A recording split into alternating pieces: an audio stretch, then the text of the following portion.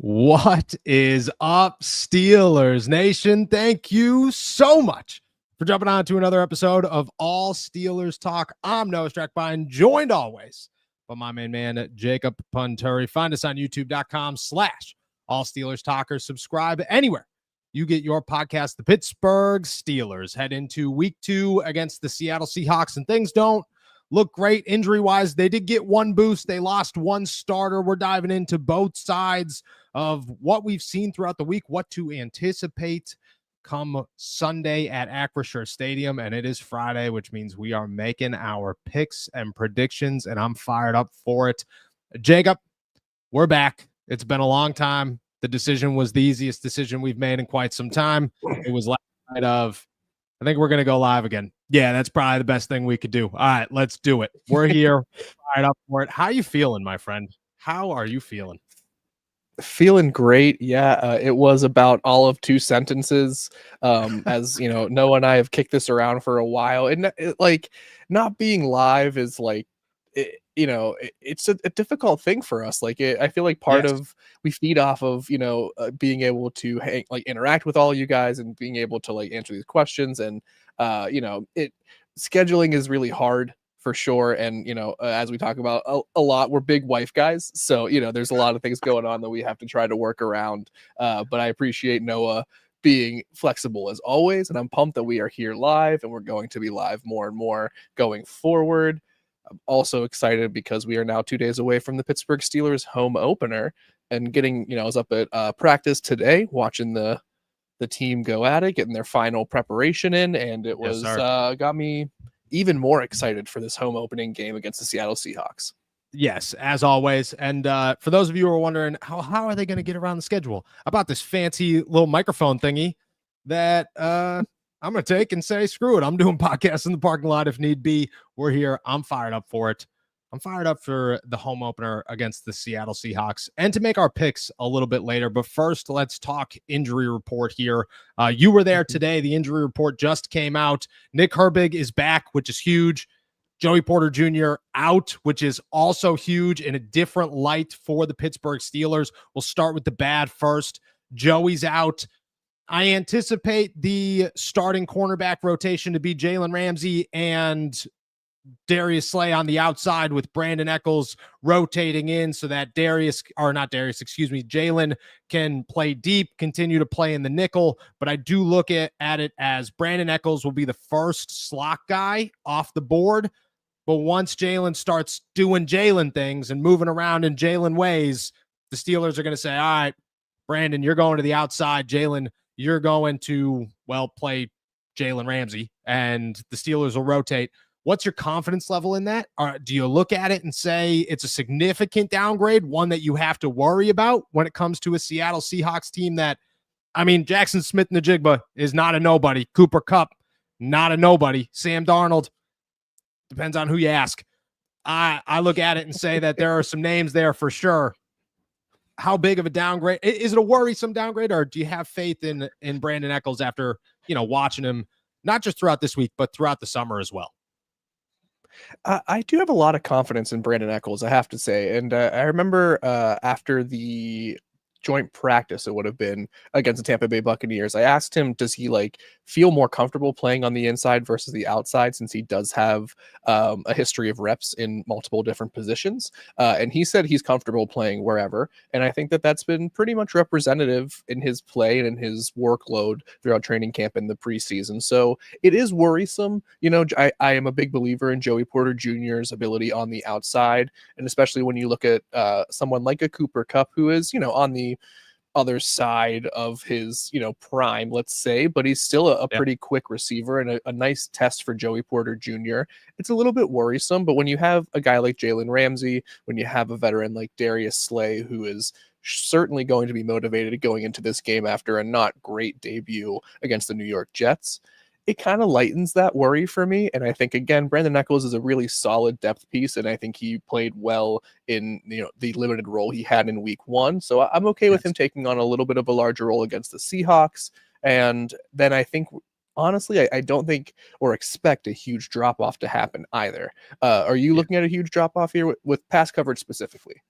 No, I think things are okay. I think you have enough options. That's the thing with the Steelers secondary right now is there are 17 of them that can go out there and play starter snaps that you feel confident in. And it's this is a long time coming of like somebody's out, James Pierre has to start to get to a place where it's somebody's out. Okay, well, Jalen Ramsey and Darius Slay are going to start on the outside. If you need somebody on the inside while they're on the outside, Brandon Eccles is a pretty good cornerback that you could rely on coming off the bench as a 4. And then if you really aren't working with that, okay, well, Jalen doesn't have to do Jalen things. Jalen can just play corner, and you could try one of your 3 safeties that you feel are starter worthy behind him to fill in. So I look at Eccles alone and say Eccles really impressed me during training camp. I thought he really impressed me during the preseason. This will be the first time that I think he gets significant snaps in a way that matter. So it's a test, but and a good one in what Seattle brings. But I'm not overly concerned that he's not going to get the job done. I'm also not overly concerned in Seattle. You know, I don't look at the Seattle offense and say this is a group that brings a lot of fear right now. I think they're still meshing. I think the Sam Darnold project is still a work in progress. Obviously, I think they can get somewhere, you know, and I'm not taking anything away from the guys playing wide receiver or quarterback because last year Sam Darnold did really good things. But we saw in week 1 that they scored 13 points. And that wasn't the greatest thing that I think puts fear into anybody's eyes when you look at Seattle. Um, I will say that this does add an element to the run defense where it says, okay, the defensive front has to play better because you can't have problems in the pass and the run because then you just stink. You can't let that happen. That being said, okay, there are a lot of talk about Keanu Benton, a lot of other pieces here. Derek Harmon's not coming back. He'll be back next week. Do you look at Benton as a guy that's going to take a step forward? Do you expect a lot more Y.E. Black in this game? Because that is a name that everybody keeps asking about. And at the same time, Terrell Austin said, will play more. We both know you just take everything that a coach says with a grain of salt. Do you think he's going to play more? Do you have faith in Keanu to bounce back against Seattle? I do. And maybe it's not completely based in performance and the tape from last week against the New York Jets. I mean, there was a lot of forgettable plays from Keanu Benton. But Yes. I mean, he's just been such a steady riser for the Pittsburgh Steelers since first joining the organization.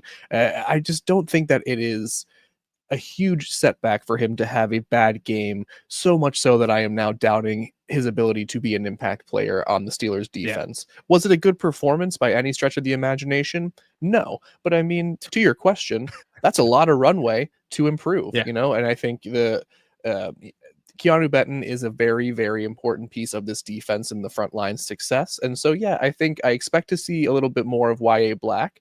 And I certainly found that to be slightly, confirmed by what I was seeing on the practice field today. But I also think Keanu Benton is very much under test here to see how do you respond to having, one of your poor performances in the NFL. He's going to be out there. He's going to be the starter. So I expect him to play at least a little bit better. And if he doesn't, I would say that is a huge cause for concern for the Pittsburgh Steelers.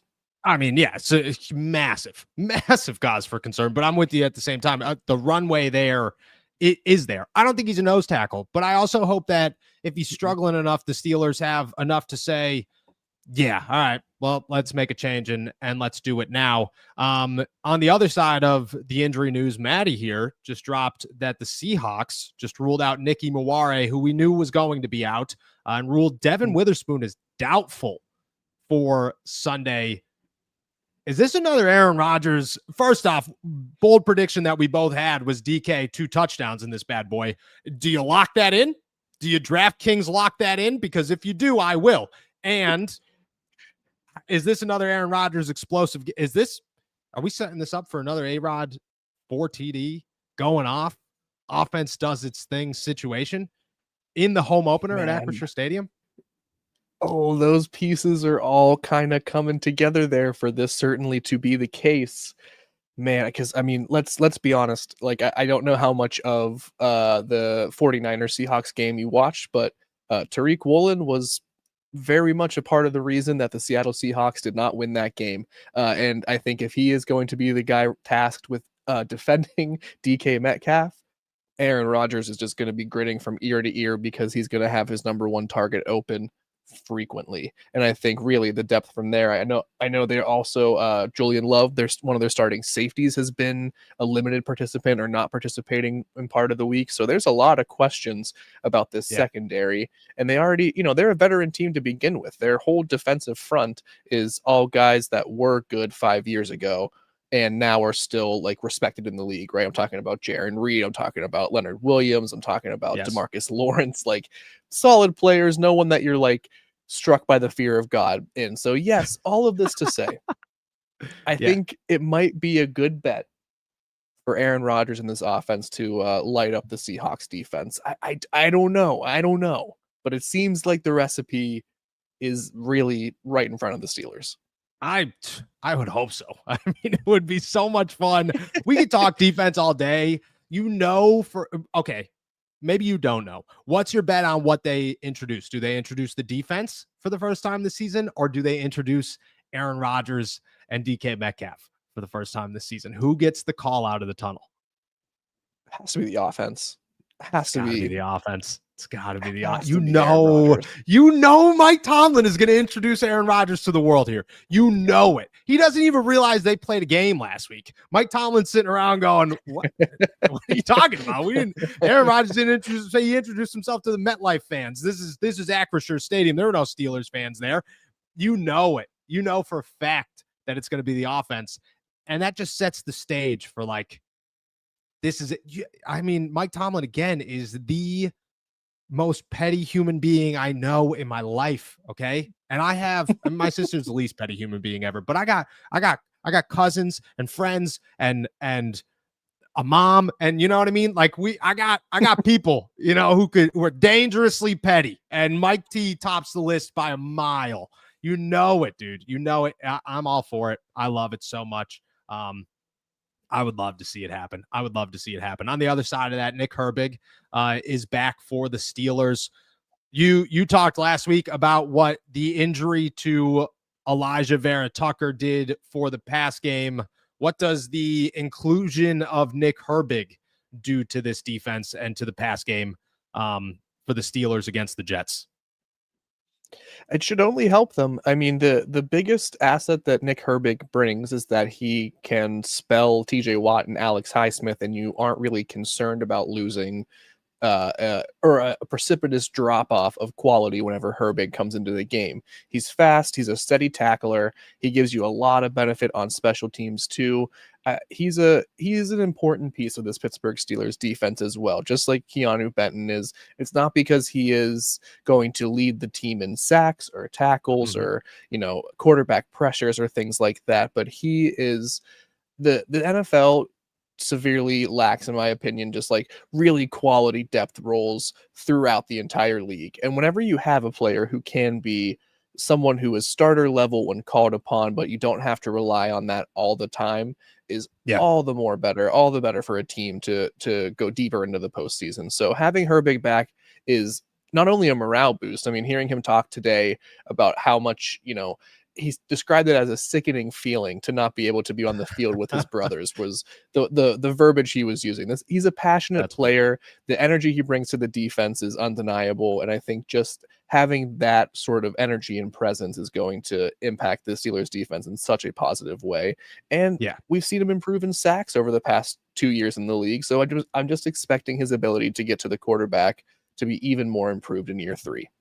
Yeah, I mean, I think Nick Herbig I thought last year Nick Herbig was a guy that was set up to be like a stud and took that step forward. I think this year he looks bigger, he looks stronger. That's the downside, the quote unquote downside of Nick Herbig is he's not the biggest guy. Yeah, you want to know? I can name 10 outside linebackers who quote unquote weren't the biggest guy. One of them was James Harrison, who's the scariest human being to walk the planet. So it adds up. I think Nick Herbig is a massive boost to this defense, and simply because of what he replaces. Like, I like Jack Sawyer, but I don't think Jack Sawyer is the guy that should be out there all the time right now to replace TJ Watt and Alex Highsmith. Like, at some point, he could come back, but for right now, Nick Herbig is barely a drop-off from either of those guys. And that's praise to Nick, not anything else. Jack is still a work in progress. And I think that it's like, I think to have Nick out there, your pass rush just got so much stronger at all times, which is, significant, which is very, very significant. I was asked this in the lunchroom or in the cafeteria at the facility yesterday. Is this a TJ Watt explosion game, as we'll name it here? Is this that was one of your bold predictions? You saw, you went to practice today. You know what I mean? You were you were there. You talked to TJ. Is your confidence even higher? Is this a game where TJ does this thing? Like, really does this thing? Yes. And here's what I saw. Here's what I heard. TJ Watt was calm, cool, and collected. Not that he's anything else, but you could just tell that this man is just not really thinking about anything else but waking up Sunday and inflicting absolute damage upon Sam Darnold. And he was elevated clearly by the fact that, Nick Herbig is most likely going to be back. And there was this feeling that, while they're still missing pieces, there is the next step. They know what they did in week 1, to kind of paraphrase some of TJ Watt's words. They know what they did wrong in week 1. They feel like they had a lot of bad tape, I think was the way he used it, to build upon going into the Seattle Seahawks matchup. And I believe TJ Watt when he says things like this. So I'm looking forward to seeing just, maybe the next serial killer on the Steelers roster behind Chris Boswell make a grand statement. And I think, much like I made that bold prediction a couple of days ago, I'm certainly doubling down on TJ Watt having an explosive, classic TJ Watt game. Yeah. So I was told by a source, by another player, we'll say that TJ walked into the locker room in New York, and as he was walking in, already had the iPad in his hand, didn't put the iPad down until they landed in Pittsburgh. That's how much film he was watching. That's how unsatisfied he was with his. That's a sick man. You know what I mean? That is a sick man. You just said it yourself. I could see it perfectly. TJ sitting at home with his daughter, reading bedtime stories. And the bedtime story is about a man named Sam Darnold who left the game with bumps and bruises all over his body. That's what TJ thinks about 24/7. The guy is a lunatic. I agree with you. I think this is the stage. And honestly, I think it's the stage because it feeds off of what the offense could do. I think Aaron Rodgers and company could set the tone to say, oh, momentum's here. This crowd is loud. And TJ feeds off that crowd. And then boom, and boom, and boom. And TJ goes off. I would love to see it happen. It would be, we've seen it 100 times. It's still the best thing ever. You know what I mean? It's still, it's just like, I could still, everybody talks about all the defense and all the offense and everything that happened Sunday. You want to know the play that I won't forget all season long from week 1? It's TJ Watt murdering Justin Fields. You know what I mean? That's the play that I will not leave my head. It's not Calvin Austin. It's not Jonnu Smith. It's not Aaron Rodgers. It's TJ. And yeah, that's what we're looking for. All right. We talked injuries. Let's do it. Let's make our predictions. It's week 2, Pittsburgh Steelers, Seattle Seahawks. I'm fired up for it. Okay. There's nothing like the home opener. There's nothing like doing the walkover before the game as the crowd is building up and everybody's extra excited. And hopefully it's going to be a beautiful one here on the North Shore and everything's looking good. Sam Darnold comes to town, a revenge game for DK Metcalf, which DK is a silent killer, which is awesome. Doesn't say much, doesn't talk much, but he's got the look of oh yeah, dude, he's ready. He's so ready. Pittsburgh Steelers are favored in this one by 3 points with an over-under of 40.5. They welcome the first team to Acrisure Stadium in 2025. They are 1-0. It was not the best game in New York when it came to their defense. It might have been the best game in New York when it came to their offense. Do they do it again? That is the question. I'll let you start this one. The Steelers favored by 3, over under 40.5. Shout out our boys over at DraftKings for these numbers. What's your prediction? Well, I just think the points the Seahawks are being given here in the spread are just not even close to enough. I think the Steelers have a really big shot to win this game handedly. And I think we are looking at a final score of 28-13. I don't think the Steelers are going to hit that 30-point mark again, but I'm not going to doubt my boys 2 weeks in a row for missing. Last week I bet on the under, and I was very wrong, very incorrect. So I might be wrong again, but I'm going to have them just surpassing the over, hitting 41 points total. But I think the Steelers are going to have another dominant offensive day. I think Aaron Rodgers moves the ball easily, efficiently. TJ Watt has that big game. They only allow 1 touchdown. And the Seattle Seahawks kicker, whose name I don't even know, hits a couple of field goals because that's the best they could do. And then we're walking out of here looking at a solid 2-0 Steelers record. Wow. All right. What was the score again? I missed the score in the midst of that. Of course. Beautiful, whatever you want to call it, speech. Yeah, my soliloquy. 28-13 is my final score prediction. 28-13. The Seahawks go 13 twice. All right. Let's break this thing down. The Pittsburgh Steelers. They're 1-0.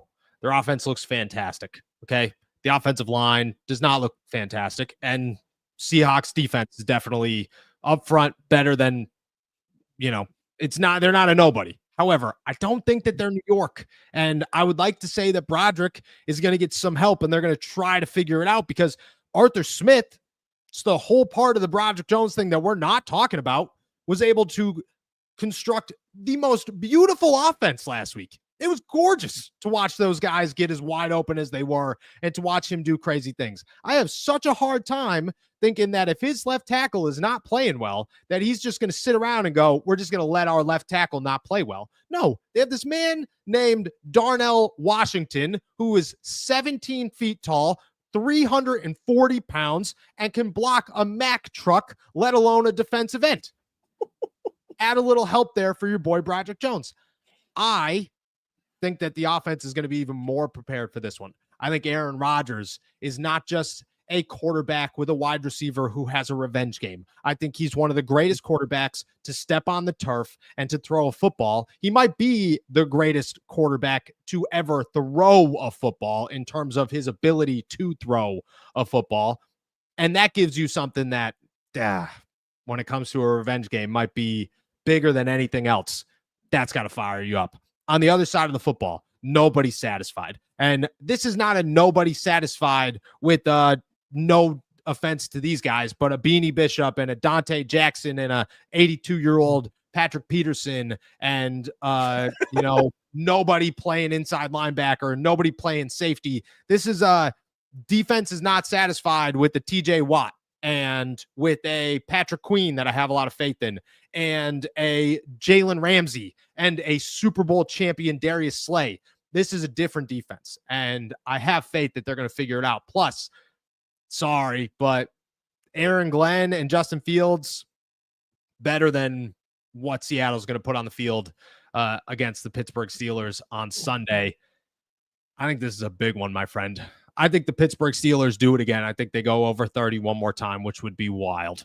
But, man, to start a season, here we go. You don't have Nicky Muware.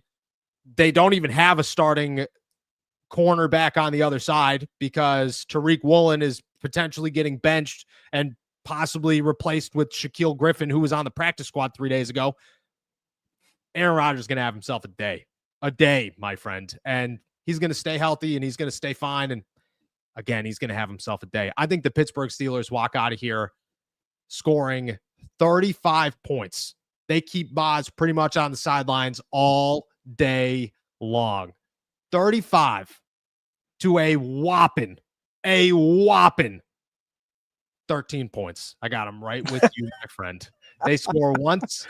They kick 2 field goals. It is an abysmal showing by the Seahawks offense. Aaron Rodgers does his craziness. DK has the game of his life. And I'm telling you, right, like there are certain people that you put them in an environment that is loud and just hyper intensive, hyper focused on one thing, and just add the one person in the world you don't want to add adrenaline to is TJ Watt.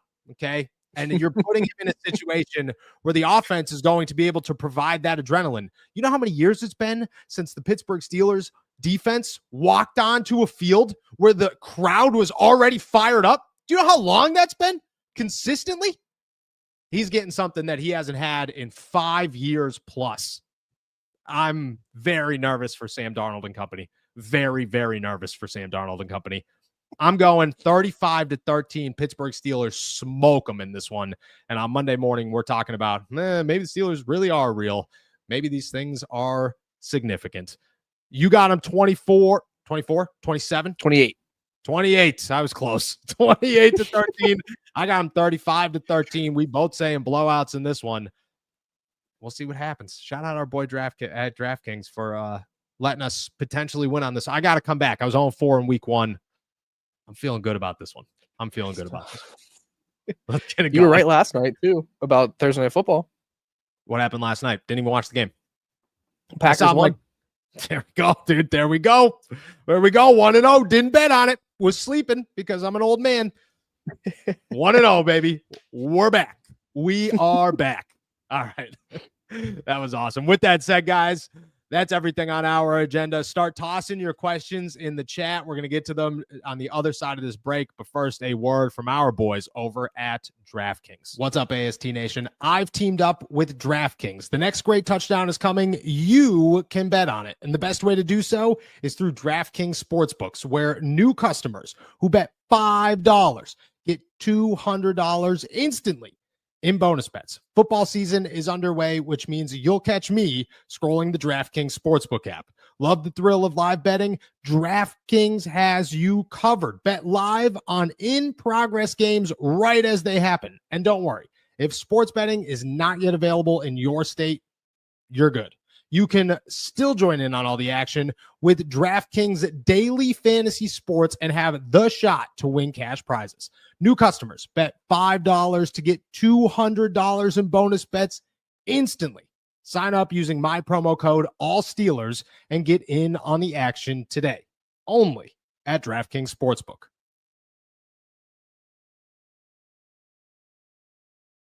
All righty. Shout out to our boys over at DraftKings. With that said, shout out to our members. Shout out to our super chatters. Toss your questions in the chat. We'll get to as many of them as we can before we head out of here. It feels good to be back, my friend. Feels good to be back. It's 4:30 on a Friday. After this, I'm doing nothing. I'm going to hope that these shelves hold up. I'm going to go clean my house before my wife gets home. Then I'm going to park my butt on the couch and wait till Saturday. And it's a beautiful time. You want to know what I attempted to do last night for Tell me. 3 minutes, maybe? Watch a movie. Oh, yeah. Which one? Thursday Murders Club. Dude. Yeah, didn't make 5 minutes. I don't even know who died. But, we tried. It was there. I was like, oh, this is a good cast. Next thing you knew, I woke up and it was like 1 a.m. I was like, all right, sick. There it is. Shout out to movies, man. They're good times. Shout out to our boy Cody Silva, gifting not 1 but 2 All Steelers Talk memberships. Also, Sir Cushlord becoming the newest member, and Ryan joining right behind him. Oh, we're keeping it trucking here. Carl, a mean cup of Joe Green Bean salad. Spackler hitting us with another one. We appreciate you guys so much. Let's keep it trucking here with CJ Ross. Excited to see the defense against a non-mobile quarterback. Do you think that it was the Justin Fields factor in week 1 and it was a defense that was maybe not prepared to face a team that was so run heavy at the QB position that kind of set them back the way that it did? Yes, I do. I think it is a pattern, a trend that has just kind of, been an issue that the Steelers have not quite figured out, is how to solve the mobile quarterback issues. It's why, Lamar Jackson can give them such fits at times, and it's why I think Justin Fields was so difficult to contain, and why the rushing game just absolutely ran wild on the Steelers defense. So yes, I would agree with CJ's excitement.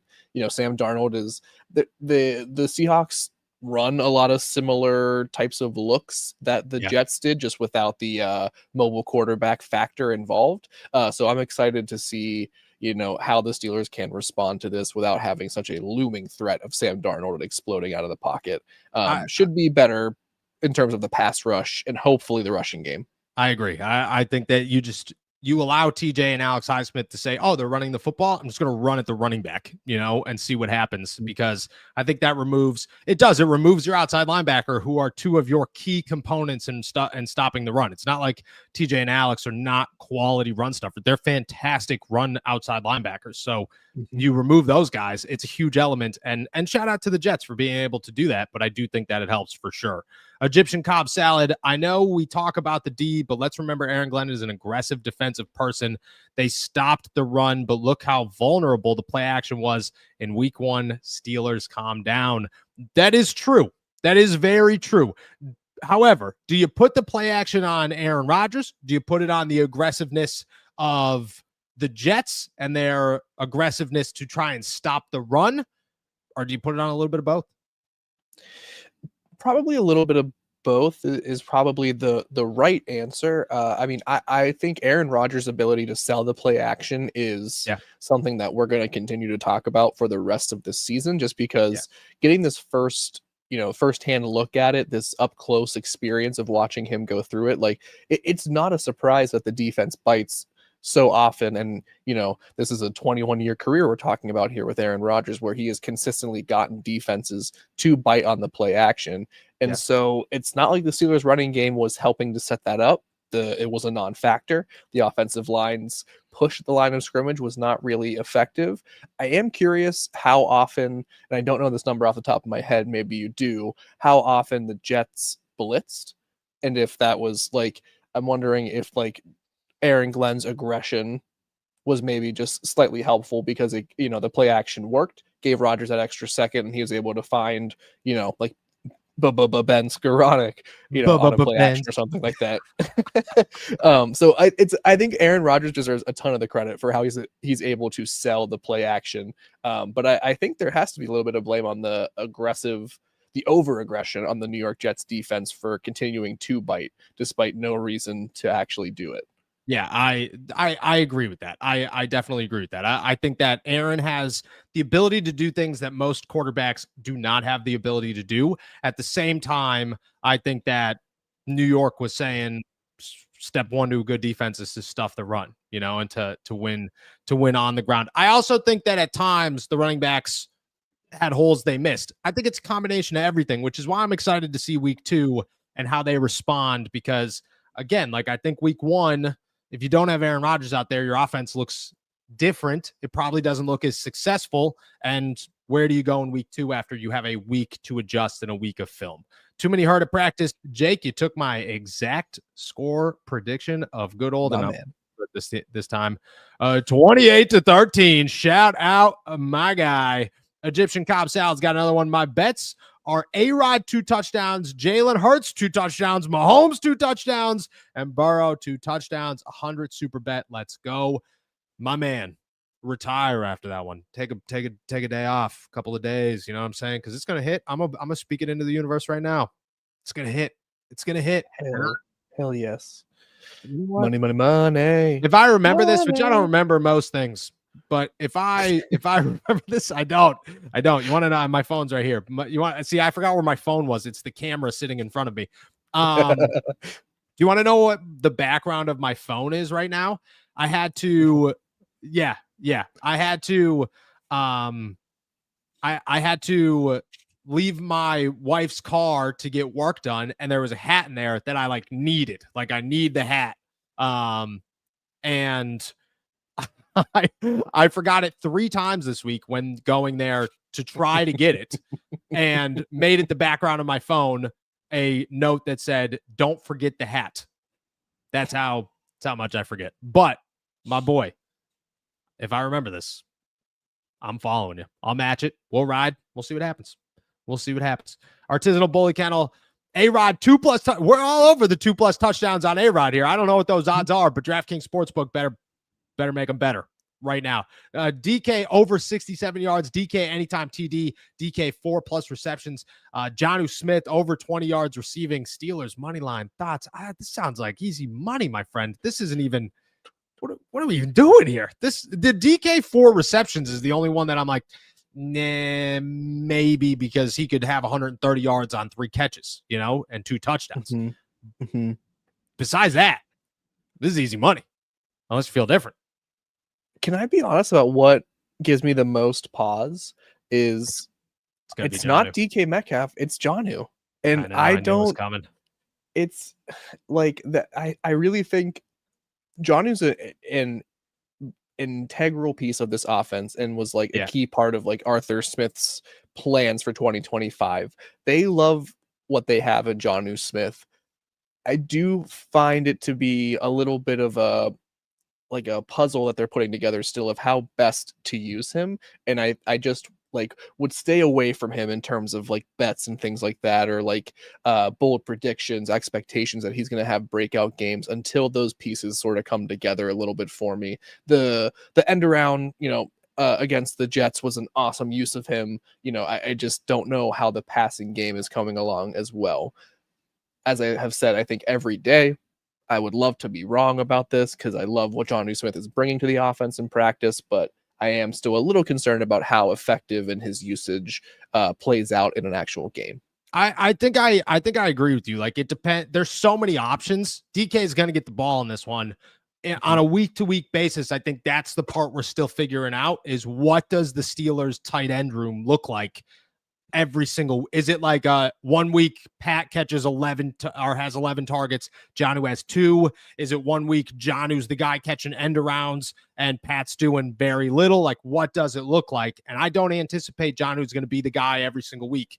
So I like this one. That being said, this is close enough that I'm saying ride with it, because the one thing about bets is that nothing's guaranteed unless I bet and it's going to be wrong. So ride it. Ride it as always. Jay Breezy, if Broderick fails, left tackle first rounder instead of a quarterback. I think it's still quarterback, but I think left tackle becomes instantly priority number 2, which would be, another first round pick, a second round pick. You're not giving up your second round pick to go get a quarterback. I just don't think that's going to happen. I think you're going to give up your first, maybe the next year's first, and that might be it. Or maybe a first and another first and some change in the 4th or 5th round, but I don't think it's much more than that. I would say left tackle still remains number 2. However, Aaron looks fantastic all year long and then says, I'm coming back. Do you think the Steelers would change their mind and go left tackle instead of a quarterback? Not us. Do you think the Steelers would? Yes. Hypothetically, I think they could do that. If Aaron Rodgers is the quote-unquote answer beyond the 2025 season, I think it would make sense from the Steelers' perspective to insulate him as much as possible, and adding a hopeful anchor to replace Broderick Jones would make a ton of sense. That being said, left tackle, regardless, I think, of Aaron Rodgers' status beyond 2025, has rapidly gone from maybe something that needs to be addressed to, if they don't address it next year, they are going to possibly push the Super Bowl window because they can't. It's just not a good situation right now. No, I agree. I think that it does potentially. It just depends on how aggressive they're trying to be, But if you have Aaron Rodgers for another season, you're probably you're not thinking long term. You're thinking Super Bowl, and. I think that could change some things. I also think Mike Tomlin is as stubborn as it gets, and he hasn't read one ESPN article saying Mike Tomlin is killing this team. This is how I picture everybody at ESPN talking. Mike Tomlin's killing this team by not getting a quarterback. So he could care less. He could care less. Bang on accurate. Thank you. Thank you. Appreciate it. Rex 7. I had to use my milestone chat for that, but Cam will be under a microscope all season after the BS he pulled. I know he'll be better, but the nation is watching. Love Cam, but I'm disappointed. Hold up. Rex 7, member for 5 months. My guy, thank you. Cam looked terrible last game and made a fuss about getting paid. I watched him get pushed around and manhandled. If I'm a Steelers fan, before. Oh, I'm a Steelers fan before Cam fan, as most people are, I would say. Yeah. I got faith Cam's going to turn it around, but you're not wrong on the, you need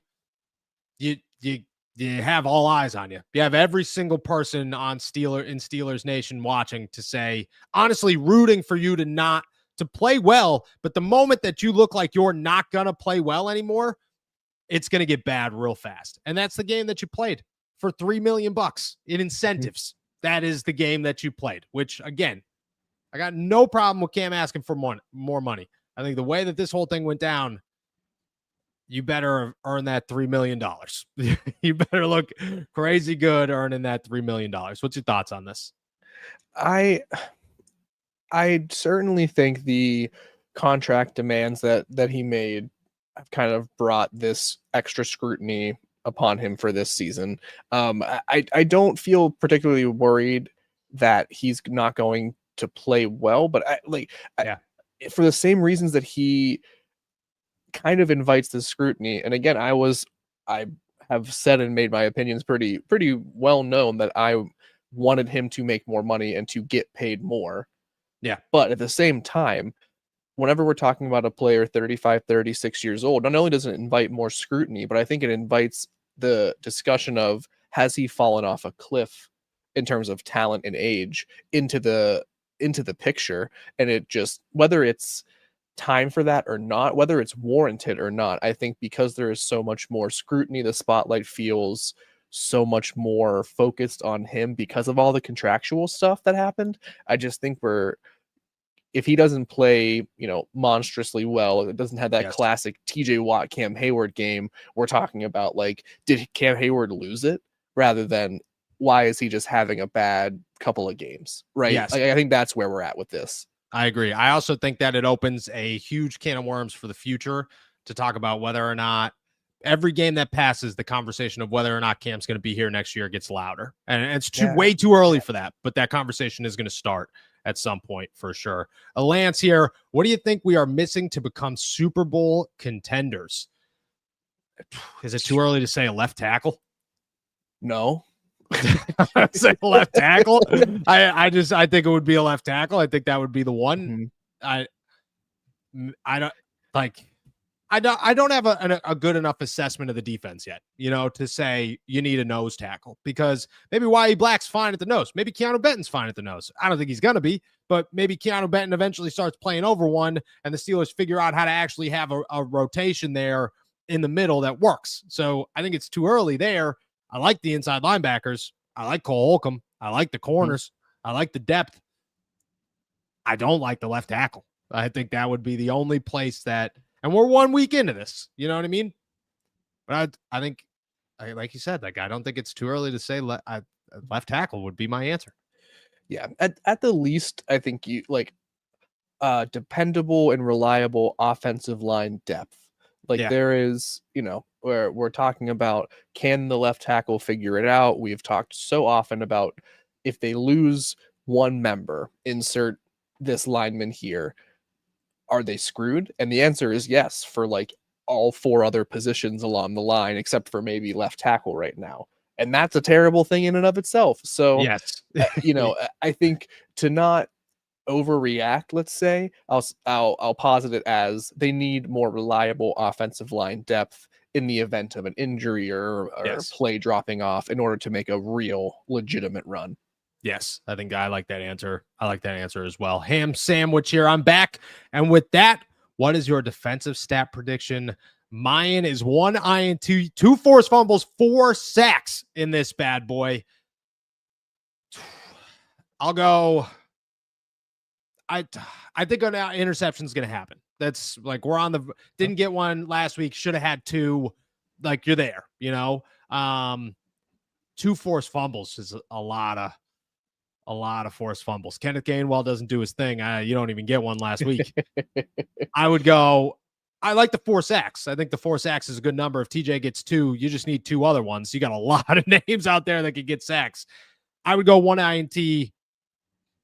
I liked your bold prediction of the 1 forced fumble. I'll go forced fumble, and I'll go 3.5 sacks. You can't have 3.5 sacks. I'll go 4 sacks.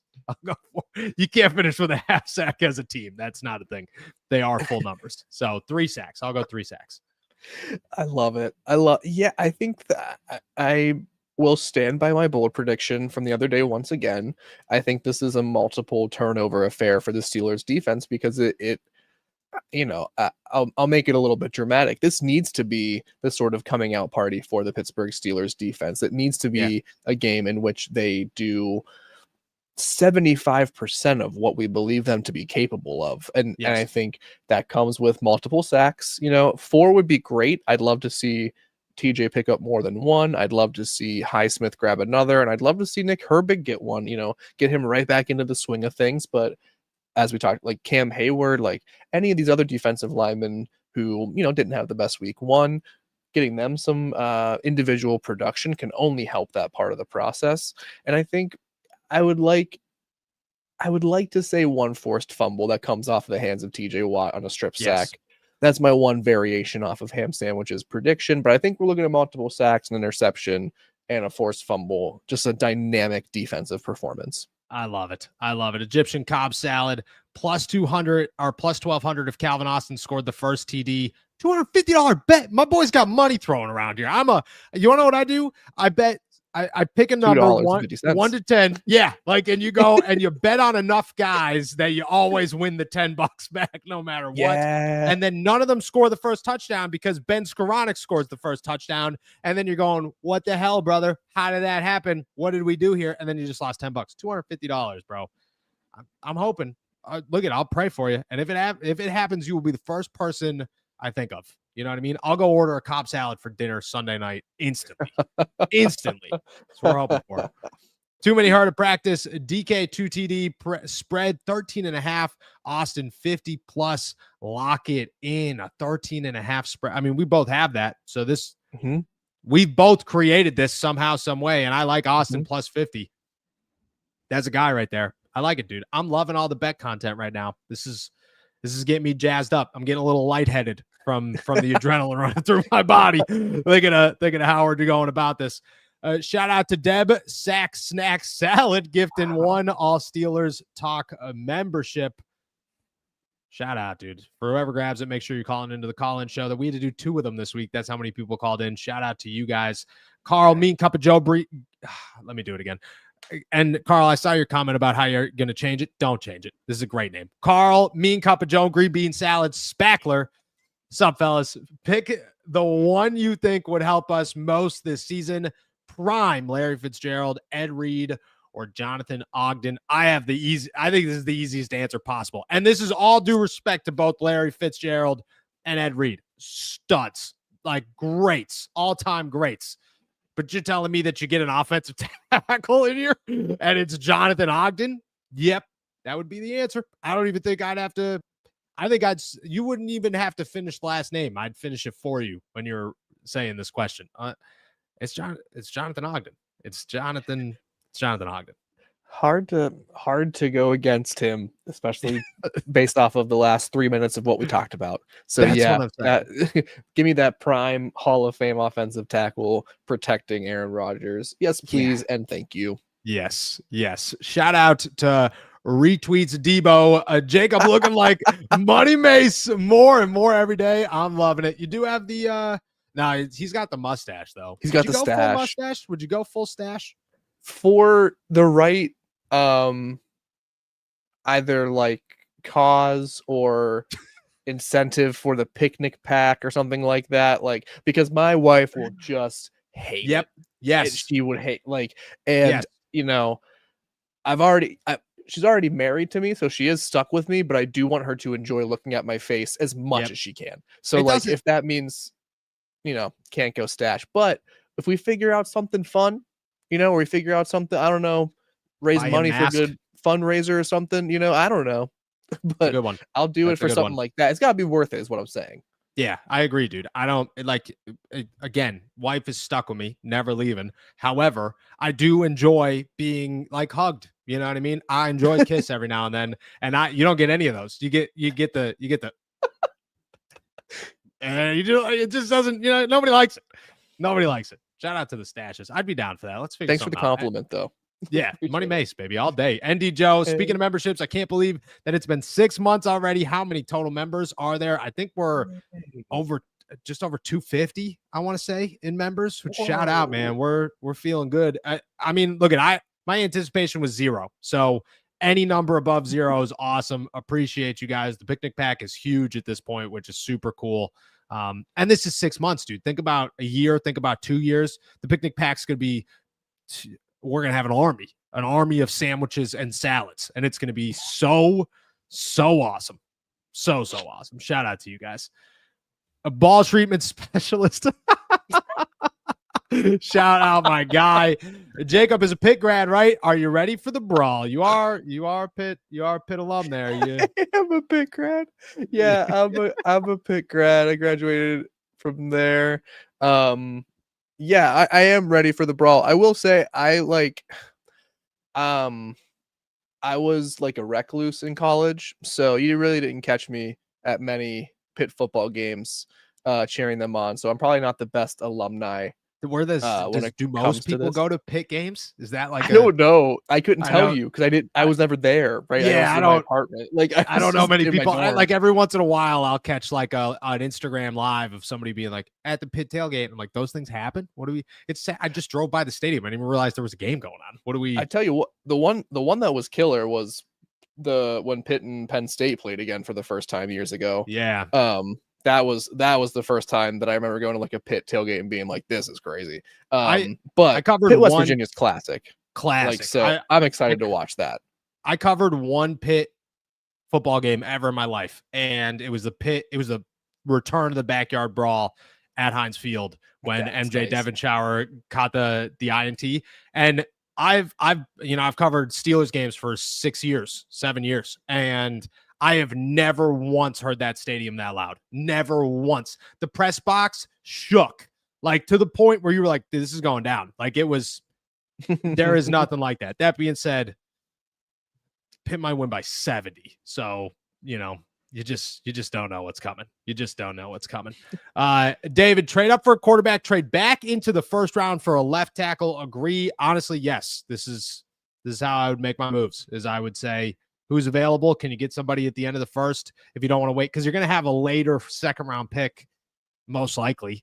I think I do agree with this. I think that makes a lot of sense for the Pittsburgh Steelers a year out, speaking without knowing any idea how this is going to unfold or how good the class is going to be. Yeah, I think you move up and then you move back in, and that's the way to go about it. For sure. Yeah, I think why else do you have this stockpile of draft picks, right? And like, why else do you have such a, you've placed such a premium on their value from the Steelers perspective. So if you're not going to use them to get like those really like targeted players that you think can build the franchise and push the franchise forward, why else do you have 12, 13 draft picks for next year? Yeah, yes. Yeah. Like a billion draft picks. Danny, does Peppers take any snaps on defense this week? I mean, I'll ask you, you were there today. You saw the final run through here. Do you think that Peppers gets some looks on defense? I would not be surprised if he gets some looks on defense, which is certainly counter to, what I think you and I both thought right after he signed with the team. And I think there's going to be a limit, and I think there's very specific situations, but what I observed today was that Jabril Peppers has picked up this defense pretty quickly and with pretty strong certainty with just a few days of going through the playbook and working with the team. So, if seeing him just involved in any sort of parts of the run through gives me hope that he might have some availability here for Sunday. And I think that would just be great. I mean, the Steelers need all the help they can get in the secondary right now with Deshaun Elliott and Joey Porter Jr. not playing in the game. So if he can help, throw him in there. I love it. Shout out to Matthew here. Hey guys, I live in Seattle. Always fun to wear the black and gold. Out loud and proud over here. Was the only kid in elementary school repping the Steelers back in 2005. First off, shout out, because that's a great time to be repping the Steelers. And hope you wear it loud and proud on Sunday. My guy, too many hurt at practice. Is Beanie Bishop going to get the call up this week? I'm going to be Cool. honest. I think the answer is no. I think if you didn't call James Pierre up, the answer is potentially. But without that, I don't think you have the necessary need to call him up. I think James Pierre could play outside and Brandon Eccles is going to play inside. As much as everybody wants to see Beanie Bishop, I just think that I would not anticipate it this week. No, yeah, he's gonna get a shot at some point. Like I really do think he's gonna play in the NFL again soon. But yeah, I think James Pierre being up and Jabril Peppers picking up the defense pretty quickly is kind of maybe lessened the worry for the Steelers regarding their secondary, or at least alleviated some of the concern that they can't get through the next couple of weeks. Sans Deshaun Elliott and Joey Porter Jr. Yeah, I agree. American Steel here. Thank you for bringing back the lives. Hey, thank you guys. We're fired up to be back. It's felt good. It's definitely felt good. What players do you expect to play better this week, and who do you think will play worse than last week? I'm not betting on who's playing worse. I'm not playing that game here because knowing my luck, they'll see it and then they'll be pissed at me, which is not fun. Who will play better? I'm gonna guess Keanu Benton. My bet's going to be Keanu Benton. I think Keanu Benton's going to have a better game this week than he did last week. Who's your guess? I'm going to say Cam Hayward. I think we're going to see, I've already talked my head off about TJ Watt having a comeback game, even though he played well last week. Cam Hayward, by contrast, did not really have a great game last week. And I think he is certainly due to be a solid stout member. Mike Tomlin said he wanted the defense to be more stout or stouter. I don't remember which how he used the word, but I think Cam Hayward being that bully along the defensive line is a very quick solution to that. And he is going to be very motivated. I'm curious to see the response from the Steelers fans in Acrisure Stadium, because they're obviously going to be jazzed to see Cam Hayward. But if he doesn't play well, what happens? I very much so agree. I very much so agree. Speaking of Cam, should he be playing nose tackle?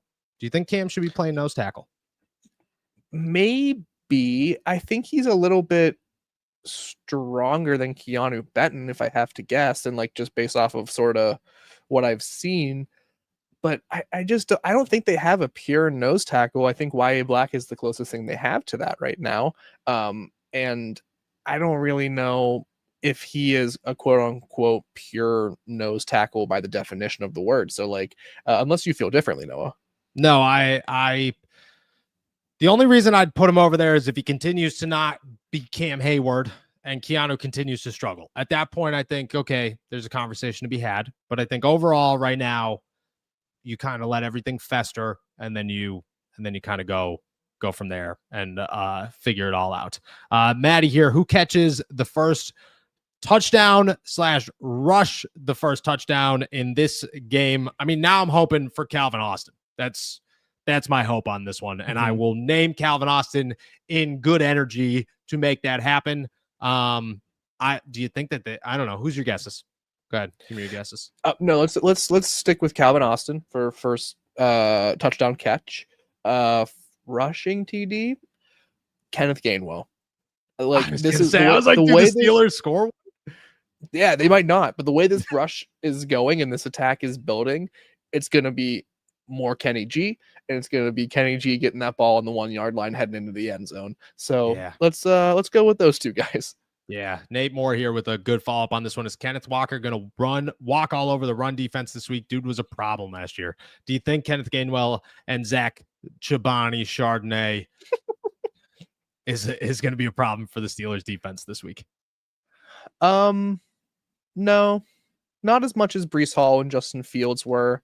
I think here's how I'm looking at this. If they had played the Seahawks in 2 weeks, I would probably feel a little bit more concerned about the running attack, because I do think Zach Chocolate and Kenneth Walker can do damage. And the Steelers, again, they have trouble when they come up against a really solid rushing attack, but they are so fresh off of getting their butts beat by a really solid rushing attack. I don't foresee them getting dominated 2 weeks in a row in the same exact manner.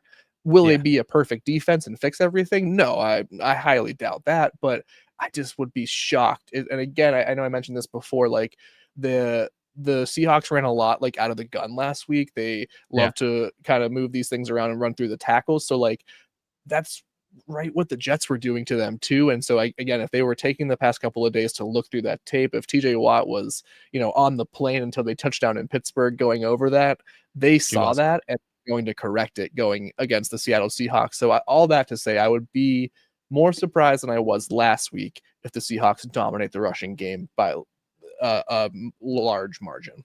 I love it. And shout out to Zach Chipotle, man. Maddie, do I change my quarterbacks in one fantasy league from Fields to Rodgers, knowing all this information? I'd start Rodgers this week. Rodgers would be the guy that I'd be rocking with until further notice, because guy looks like a stud. So let him rock. And we'll finish it off with good old Cody Silva here with a good one. I got one for you. Does Aaron Rodgers pass Brett Favre's record on Sunday? He needs 2 touchdowns to tie it, I believe, and 3 touchdowns to surpass it. Does he do it? Yes, I think he does. And I think he only needs 2. He only needs 1 more touchdown to tie it. 1 to tie? Yeah, he's at 507. Yep. Favre's at 508. Yep, I think we're going to be celebrating in Aaron Rodgers. We should probably have that ready to go, but I think we're going to be celebrating in Aaron Rodgers milestone on Sunday. Yes. Yeah, and it could be, if DK Metcalf has this big game, that would be an incredible way to do it, throwing to the guy who is enacting his revenge game against his former team while his quarterback surpasses a Hall of Famer. I hope that Aaron throws a football, gets tipped, he catches it at the 1-yard line and runs it in, and that's how he beats Brett Favre. Yeah, great. Because Brett's first pass was to himself, and Aaron's touchdown to beat it would be to himself. I'm just saying, if we're writing the story, that's how I'm writing it. That's how I'm writing it. All right. With that said, guys, we're heading out of here. Thank you guys so much for jumping on to another episode of All Steelers Talk. It's been awesome to be back. If you guys missed the announcement, we apologize, and we appreciate you guys for riding out the waves the last couple of weeks, but we are back. We're going live on the pods Monday through Friday starting today, which means Monday we'll be back at 4 p.m. as well, and we're going to keep them trucking. That being said, for those of you who love the morning pods, Steelers to Go are coming back as well, which means that I will have a podcast for you every single morning, Monday through Friday at 7 a.m. on the YouTube, on the audio, anywhere you get your podcast. So make sure you're checking out those as well. We're heading into the weekend. Make sure to subscribe to us on YouTube, youtube.com/All Steelers Talk. Check us out anywhere you get your podcasts. And as always, find all of our work at si.com/NFL/Steelers. We will be back on Monday. Enjoy another beautiful day in the Berg.